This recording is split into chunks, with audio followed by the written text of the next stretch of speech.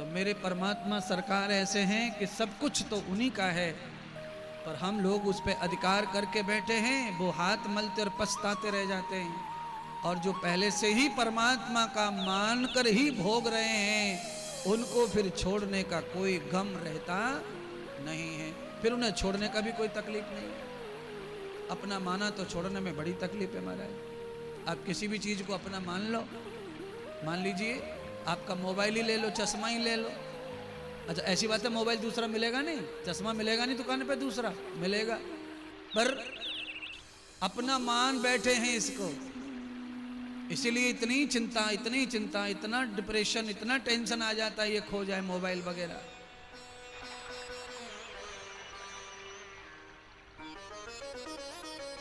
किसी और को खो जाए तो हमें चिंता नहीं आती है, क्योंकि हमारा तो था नहीं वो, हमारे मन ने तो माना नहीं था अपना, इसको अपना मान लिया। तो यहां सारा दुख अपने का है, मुझे ये नहीं मिला और ये मेरा है, ये मुझे मिला। बंधुओं सब कुछ तो आपको मिला ही है, और मिला है तो वो आपका नहीं, इसीलिए मिला है। भोगने के लिए आपका है, क्योंकि आपके ही प्रारब्ध में था। भोग लो और छोड़ना पड़ेगा। अच्छा बोलिए, आप जब तक घर नहीं जाते, जब तक रोड छोड़ते हैं, आप घर नहीं पहुंचते अपनी गाड़ी से, तब तक रोड छोड़ देते हैं क्या? सवाल ही नहीं उठता। अच्छा आप अपने घर पहुंच गए कुशलता से, तो फिर आपको रोड के बारे में कुछ पड़ी है क्या? उधर क्या हो रहा रोड पर? जब तक आप रोड को भोग रहे हैं, अपने घर जाने के लिए गाड़ी आपको चाहिए, रोड मिल रहा है, तब तक रोड की सारी एक्टिविटी आपके ध्यान में है। और घर पहुंची, गाड़ी बंद की, खड़े हुए, उसके बाद रोड की एक्टिविटी क्या, रोड की खराबी क्या, रोड की अच्छाई क्या, कुछ पड़ी नहीं है। भोग के बाद कुछ नहीं रह जाता। ऐसी प्रॉपर्टी का है, संपत्ति का है, संसार का है। आंखें खुल रही हैं, दिख रहा है, तो लड़ाई भी हो रही है संपत्ति के लिए, आपस में भी लड़ रहे हैं संपत्ति के लिए। भाई लड़ रहा है, काका लड़ रहा है, भांजा लड़ रहा है, बहन लड़ रही है, सब लड़ रहे हैं संपत्ति के लिए। क्यों? आंखें खुल रही हैं। और रात में गहरी नींद जब आती है, तब भी तो संपत्ति रहती है ना, तब कहां चला जाता झगड़ा? आदमी रात में जब सोता है, तब कहां चला जाता उसका झगड़ा? रुपया, चाबी, सोना, हीरे, कागज, सब सामान तो रखा है अलमारी में। आदमी जब सो जाता है, तब उसकी चिंता फिक्र, उसकी साइकोलॉजी कैसे बदलती है, कैसे वो अचानक सब भूल जाता है। सोने के बाद सारा खेल खत्म। अब दोबारा ना उठे तो, दोबारा अगर वो ना उठे तो उसके बिस्तर पर पड़ा हुआ मोबाइल कोई भी उठा के ले जाए, उसको कोई तकलीफ होने वाली नहीं है। पर वो जाग रहा है, आंखें खुल रही हैं, तब कोई लेके भागेगा तो जाने नहीं देगा, जान दे देगा। पर सोने के बाद जो ले गया ले गया। तो जो सोने के बाद तुम्हारा कुछ नहीं टेंशन रहता संपत्ति पर, जो ले गया, हो गया, पता नहीं है कहाँ है, क्या है, बस वही समझ लो 5-7 घंटे के लिए जैसे तुम सब भूल जाते हो, हमेशा के लिए भी एक दिन सब भूल जाने ही वाले हो, वो नहीं रहेगा। हे राजा परीक्षित, ये संसार कर्म फल, कर्म भोगने के लिए दिया है।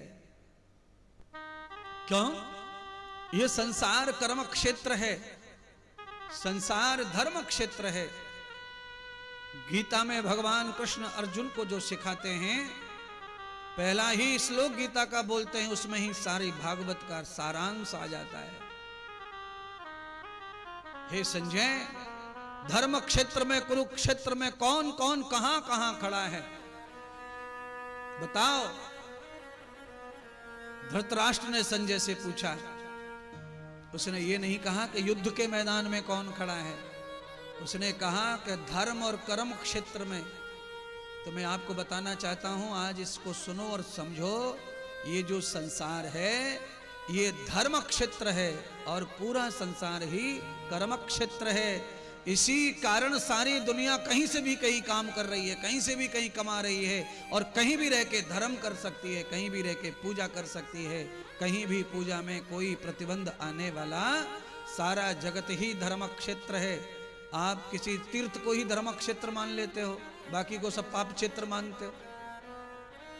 हाँ, आपके महाराष्ट्र में धर्म क्षेत्र कोई तो श्री क्षेत्र बोलते हैं, श्री क्षेत्र आनंदी, श्री क्षेत्र पंढरपुर, श्री क्षेत्र नागेश्वर, श्री क्षेत्र फलानेश्वर। ये श्री क्षेत्र का केवल मंदिर का परिसर ही श्री क्षेत्र नहीं महाराज। ये जो ग्राउंड है जिस पे आप बैठे हो, यहां क्या था 6 दिन पहले, 5 दिन पहले, आप ही बताओ आज क्या है? आपने सोचा नहीं, दुनिया में किसी ने सोचा नहीं होगा कि यहां पर भी धर्म का मेला लगेगा। कौन सी जगह पे कब धर्म प्रारंभ हो जाए, कब कर्म प्रारंभ हो जाए पता नहीं। इसीलिए शमशान से लेकर जन्म स्थान तक सारी धरती कर्म क्षेत्र है और धर्म क्षेत्र है। न कोई धर्म क्षेत्र फिक्स है न कर्म क्षेत्र फिक्स है। आप चलते चलते बस में आप यात्रा कर रहे हैं, किसी को हार्ट अटैक आ गया बस में, आपने अपनी बोतल में से पानी निकालकर उसके मुंह पे छिड़का, आपने उसकी सीने पर पंपिंग की, सीना दबाया, आपने उसे गोद में हिलाया, अपने रूमाल को निकालकर हवा की और उसके चाहे प्राण बच गए। तो आप बताओ बस यात्रा के लिए है कि धर्म कर्म करने के लिए है? पर अनायास ही धर्म हो गया। आपने बस में कर्म किया और कर्म का ही फल धर्म है। आपने उसको गोद में लिटाकर पानी पिलाकर हवा की, प्राण बच गए, आपका बस में धर्म हो गया। तो कहां आपको जाने की जरूरत पड़ रही किसी श्री क्षेत्र में? आपका मन अच्छा है तो आप जहां चाहे वहां धर्म को खड़ा कर सकते हैं, कर्म को खड़ा कर सकते हैं। बस इतना है कि आप उपदेश नहीं सीख सकते कहीं, वो उसके लिए यहां आना पड़ेगा क्लास में, कथा में। आप आए, आयोजन किया, इसीलिए आज ये नई बात भी सीखने को मिली कि बस में भी धर्म हो सकता है। आप कार से जा रहे हैं, एक्सीडेंट हो गया किसी का, 4 लोग तड़फड़ा रहे हैं, आपने अपनी पत्नी बच्चों को कार से उतार कर लहू लुहान लोगों को डाल लिया कार में और चौपड़ा लेकर हॉस्पिटल में आ गए। 1 बच गया, 2 मर गए, कोई फर्क नहीं पड़ता। सब मर जाते तो भी फर्क ना पड़ता, पर मरते मरते भी तुमने तो पुण्य कमा लिया, सेवा करके, मदद करके तुमने तो धर्म कमा लिया। कार धर्म कमाने के लिए नहीं थी, अपने बच्चों को ले जा रही थी ससुराल मामा के यहाँ, पर कार में बच्चे लटक गए रास्ते में, पापा ने ये काम किया। आदमी के मन में धर्म है तो वो कहीं पर भी धर्म खड़ा कर सकता है।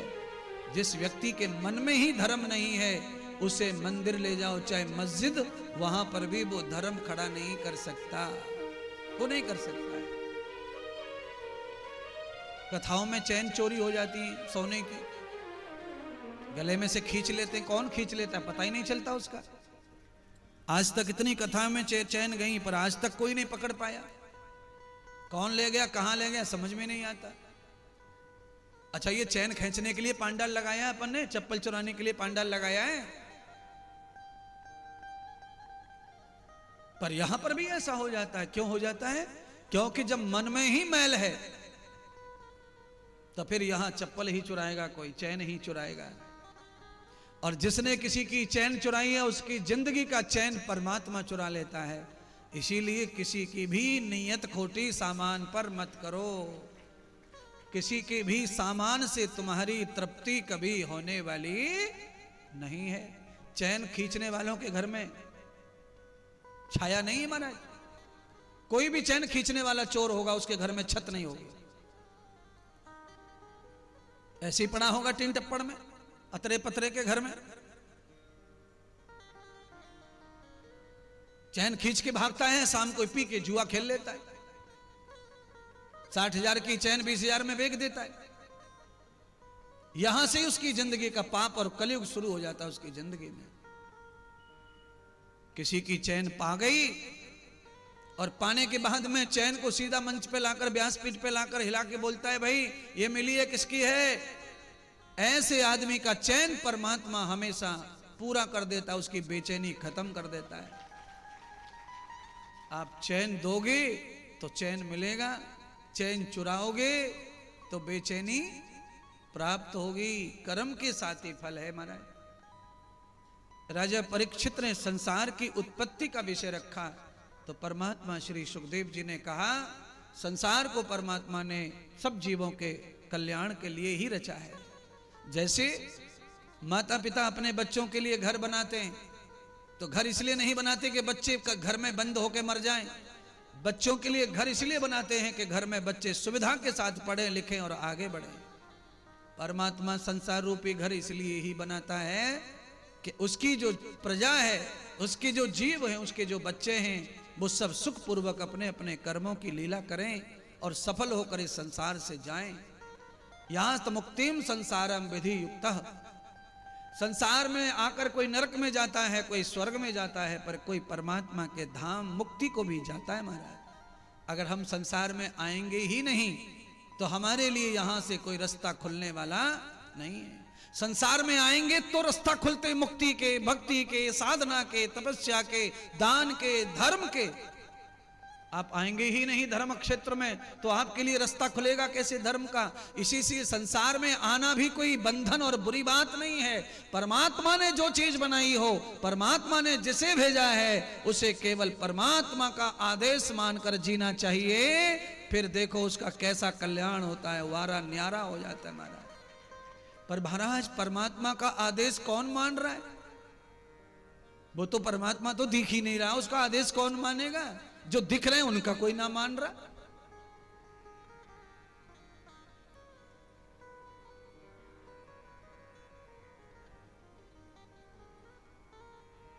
आदेश परमात्मा का मान करके रहो प्यारे बंधुओं। देखो कमाल होगा जिंदगी में। ये संसार तुम्हारे लिए पूजा बन जाएगा। ये संसार तुम्हारी फांसी नहीं बनेगा, बंधन नहीं बनेगा। कर्मण्यबाधे द्वंद्वम प्रवर्तति यस्य कर्मं प्रवृत्ति यस्य निहृतम। आपके कर्म में जब द्वंद्व न रहेगा और द्वंद्व की जब निवृत्ति हो जाएगी तो वही कर्म तुम्हें बंधन से मुक्त कर देगा। और जिस कर्म में द्वंद्व है वही कर्म तुम्हें बंधन से बांध देगा। साकर का काम केवल बांधना नहीं है, साकर के और भी बहुत काम है प्यारे। साकर केवल बांधती नहीं है किसी को। लोगों को क्या लगता है, सांकर ले आओ भैंस बांध दो, सांकर ले आओ गैया बांध दो, सांकर ले आओ बैल बांध दो, सांकर बांध लो घोड़ा ले आओ, सांकर बांध दो गधा बांध दो। अरे सारी चीज सांकर से बांधने का काम नहीं है। सांकर से बहुत सारी चीजें सुरक्षित भी रहती है महाराज। आप घर में सांकर डाल दो, सुरक्षित हो जाएगा घर का सामान।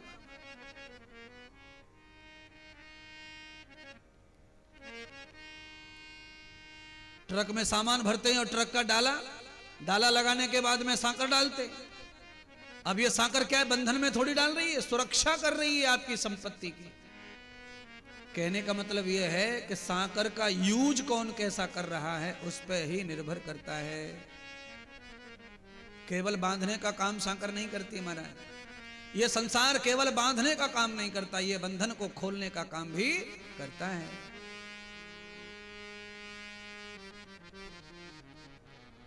चाकू से आदमी मरता है, चाकू से आदमी बचता भी है। आदमी को चाकू बिना कारण लग जाए तो आदमी मर सकता है, पर डॉक्टरों के हाथ से चाकू लगे तो आदमी बच सकता है, मरा हुआ बच जाता है। ज्ञानी आदमी चाकू से चलाए तो बचा देता है मरीज को, और अज्ञानी मूर्ख आए और घुसेड़ दे पेट में, मार डालेगा चाकू। और ज्ञानी डॉक्टर चलाए तो बचा देगा।